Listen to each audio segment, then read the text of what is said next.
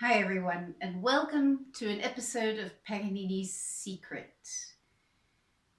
This episode is about a drone scale in third position, and it is excellent for everybody who has not yet played in third position, because I would very much recommend to play in third position before you start learning to shift into third position.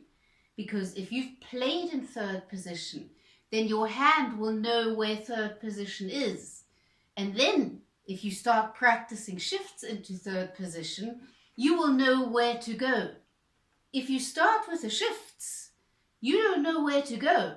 So that's much more difficult. So I always teach playing in third position before I teach shifting into third position. And a drone scale in third position is the best way to learn to play in third position, because you are playing each note with an open string, so you can be completely sure it is in tune. You are comparing the note with an open string. The open string serves as a fixed pitch. We know the open string is in tune. We have to, of course, tune our violin correctly. So the open string is in tune, so you can compare your stop note with the open string, and that way your hand learns to play in third position. I also recommend this drone scale to players who are already familiar with third position, because you're practicing multiple things at once. Because you're comparing each note with an open string, you are training your ear to hear more and more accurately. So your ear will become more and more critical, and that will improve your intonation. You are connecting hearing with sensing, with the sensing of the fingers of your string hand, which is very important in violin playing. You're practicing correcting and improving your correction speed. And because you have to play two strings all the time, you're also doing a lot for your bow technique and sound development. So it's a very effective exercise, and I can very much recommend it. For those of you who would like to know more about Paganini's Secret, join me in the program Paganini's Secret. You'll find the link in the description, where you will find this exercise and many more exercises where I teach the full amount of Paganini's Secret, everything that I learned from Ruggiero Ricci, starting at the very beginning, a simple G major scale in first position, and going all the way to Paganini's famous 24th Caprice. So if you'd like to go deep, check out the link in the description. At the end of this video, I'm going to show a practicing session as a beginner, where I turn myself around and hold the violin in the right hand and use the bow with my left hand, so that the beginners among you can see how I practice this G major scale in third position with open string drones. So I think that might be helpful, so you'll find that at the end of this video. Now let's get started. Third position is easy to find. You just move your hand up until you hit the shoulder of the violin. That's why third position is such a comfortable position. It's much more comfortable than first position, because the notes are not as far apart. We don't have as many stretches. So just move your hand up until you hit the shoulder of the violin. Put your first finger onto the D string and control it with the open G string. Your first finger is now playing G, and you control it with the open G string to make sure that your hand actually is accurately in third position.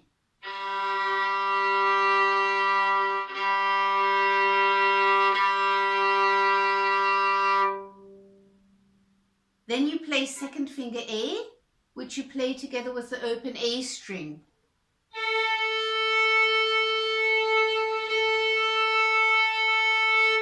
Third finger B, together with open G string.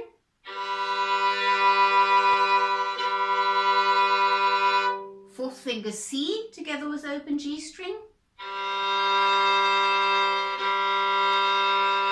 Then you go on to the A string, and you play first finger D, together with open D string.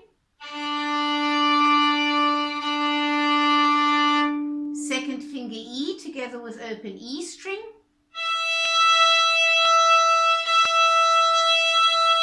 Third finger F sharp together with open D string. Fourth finger G together with open D string.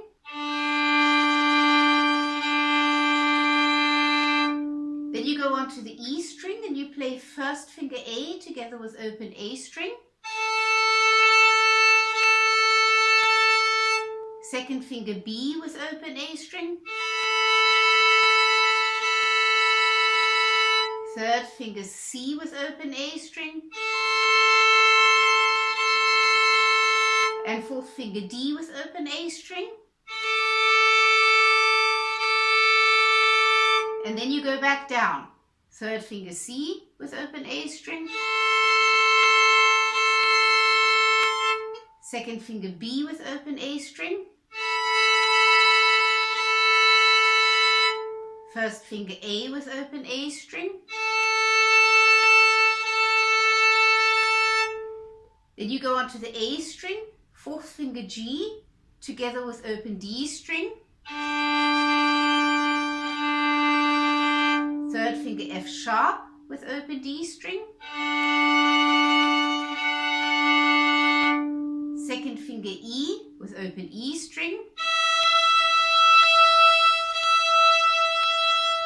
First finger D with open D string. Then you go on to the D string and play fourth finger C with open G string. Third finger B with open G string. Second finger A with open A string. And first finger G with open G string.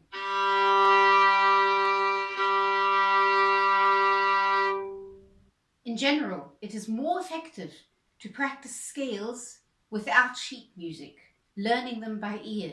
Because if you learn scales by ear, you will learn where the notes are on the fingerboard.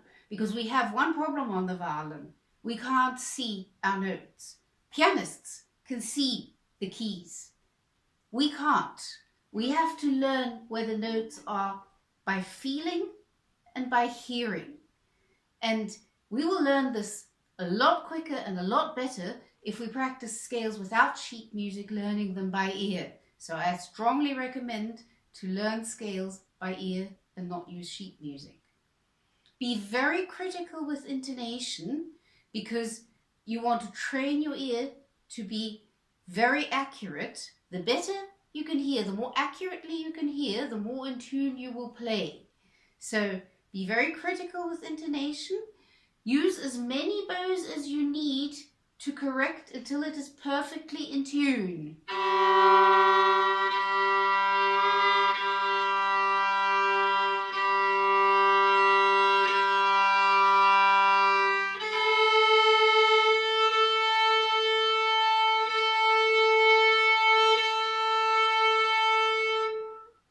If you give yourself enough time to hear and to correct, then you are really doing something for all of your violin playing, because you're training your ear to hear and you're connecting hearing with the sensing of the fingers of your string hand, and you're practicing correcting.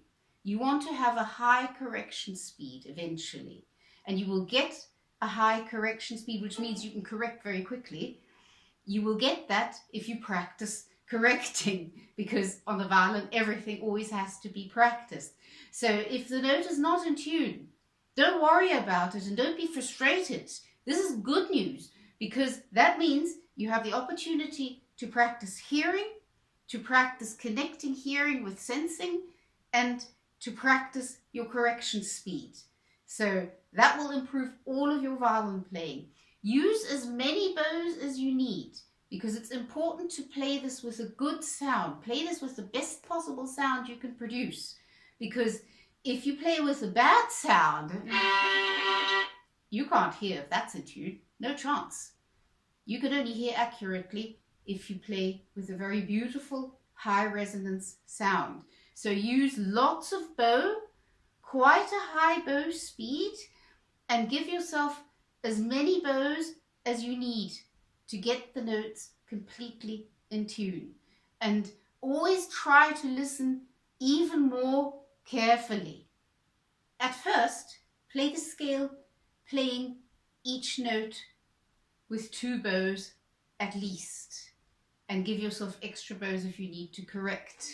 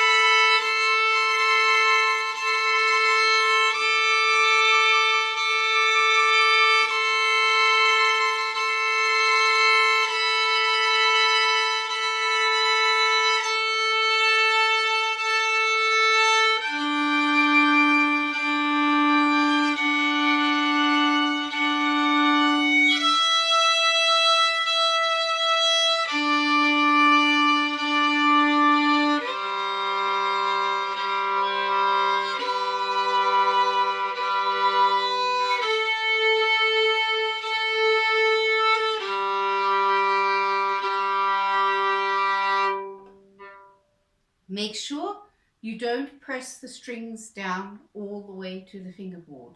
Not only is that not necessary, it's not good for your violin playing, because that will get your left hand to tense up. You want a loose and relaxed left hand. So only press the strings down as much as necessary. Make sure you can feel the vibrations of the string in your fingertips, that tingling feeling in your fingertips of the vibrating string. That will tell you that you're not pressing the strings down too much. That's also important for the resonance. You will have a higher resonance sound if you feel this tingling feeling in your fingertips. So do not press the strings down all the way. That'll just be strenuous for your hand. It'll just get your hand to tense up. When you feel a bit more at home with the scale, you can start playing it with each note being played with only 1 bow. But as soon as a note is not in tune, give yourself some extra bows to correct it.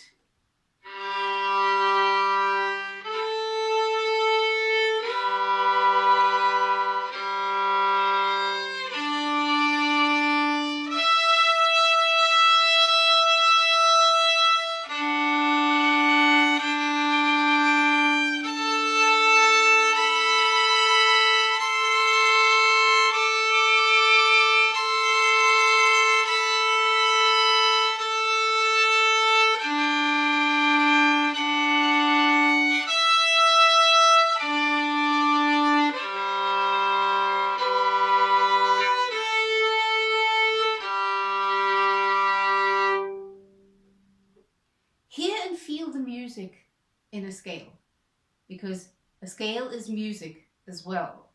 And hear and feel the music.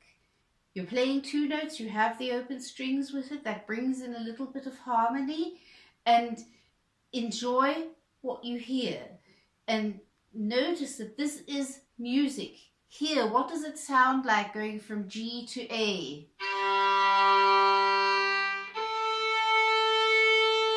And then to B, to C. Hear this connection.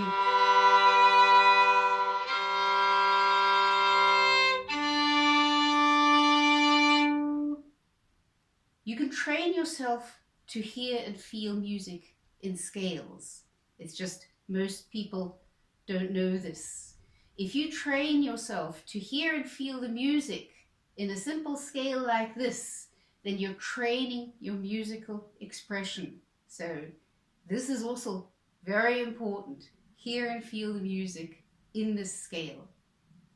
The next step is to start practicing the string crossings in double stops as well. The point of this is that you are practicing the frame of your hand, first and fourth finger, because the hand frame is different in third position than it is in first position, because the notes are closer together. So you have to teach your hand the frame in third position. How far is the distance between fourth finger and first finger? Your hand has to learn this, and you do that by including string crossings in double stops. So when you practice the scale,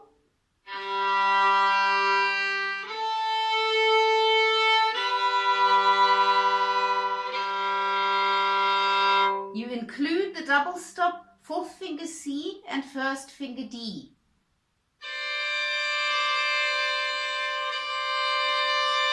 Play it a few times to get used to this interval.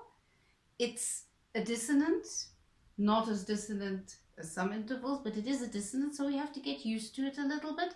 And you want your hand to get used to the frame. You want your hand to get used to how far away is the fourth finger from the first finger.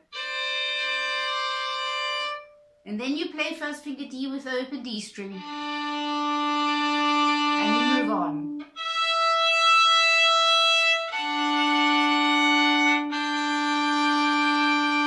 And then you play fourth finger G with first finger A together. You can control the A with the open A string and the G with the open D string, and then you play them together.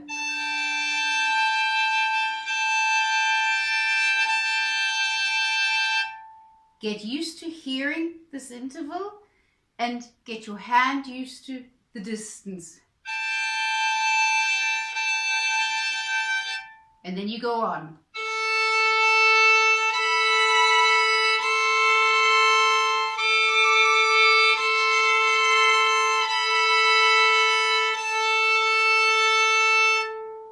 On your way back too, after you've played first finger A with open A string, play first finger A together with fourth finger G.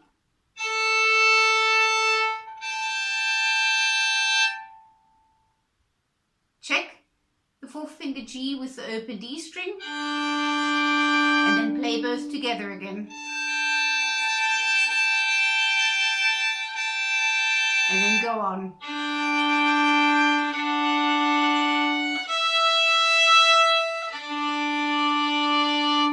After you've played first finger D with open D string, you play it together with fourth finger C. Check the fourth finger with the open G string, and then play the fourth finger together with first finger D. And then you go on.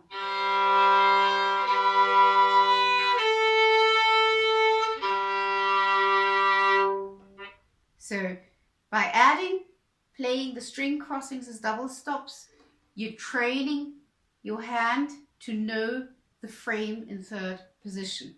Also excellent fourth finger strengthening exercise, because your fourth finger has to arch over the higher string.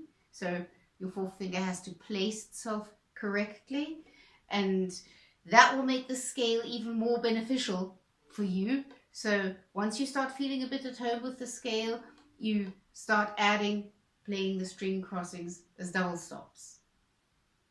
Okay, now I'm going to show how I practice this G major scale with drones in third position as a beginner.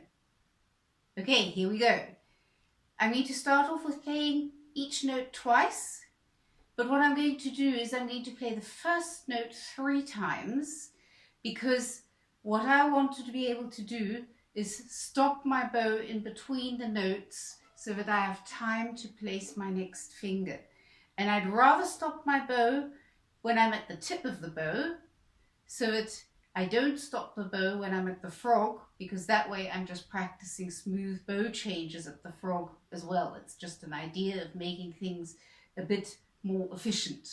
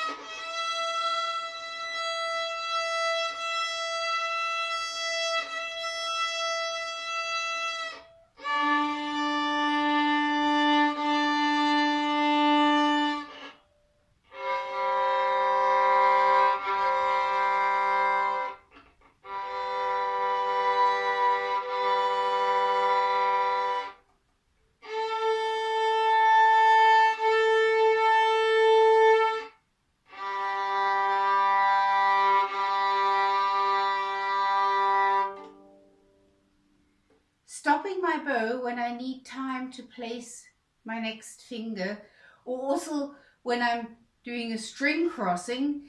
That really helps a lot because it gives me time. The more conscious I do this as a beginner, the faster I will learn it. Now what I'm going to do is I'm going to do this, and I'm going to try not to stop the bow too often. When I really feel I need to, I will, but my goal is to start being able to do this a little bit more smoothly.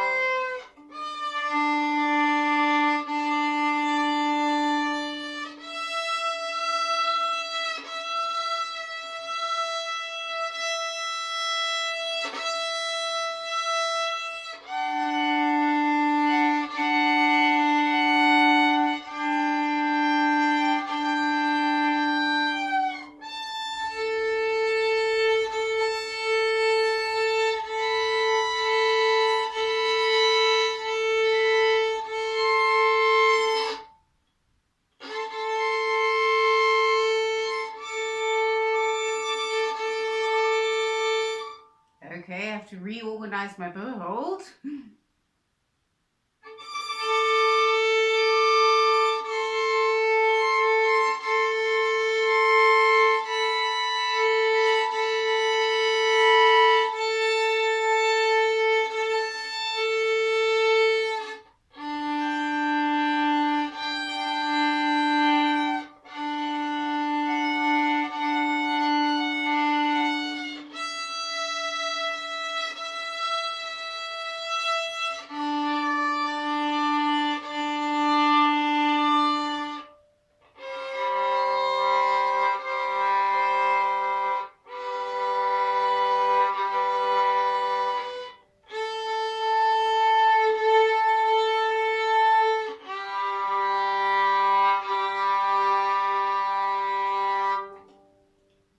That is a lot more difficult than giving myself plenty of time stopping the bow.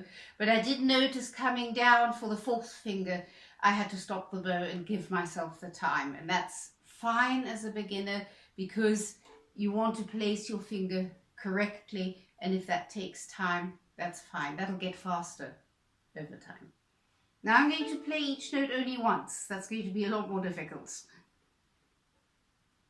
I am going to repeat the note if it's out of tune though, because one always has to correct, never leave an out of tune note standing. So I will give myself an extra bow if a note is not in tune, but generally my goal now is to play this using just one bow per note. Oh well, here we go already.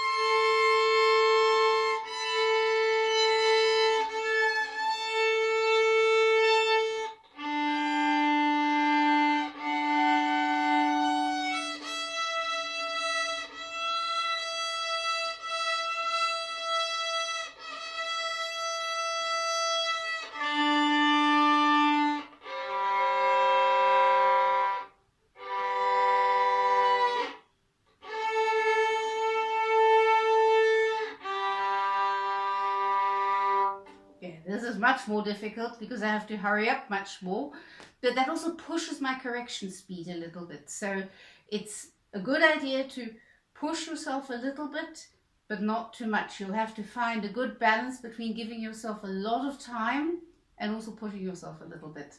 So that's something we're always working on. Now I'm going to practice the hand frame, because I noticed that my hand frame is very insecure, particularly when I go up and I play first, second, third, fourth finger. The next first finger on the new string I always have to correct, because my hand is just not used to the frame, and my hand doesn't know the exact distance from fourth finger to first finger. So I need to practice the string crossings as double stops.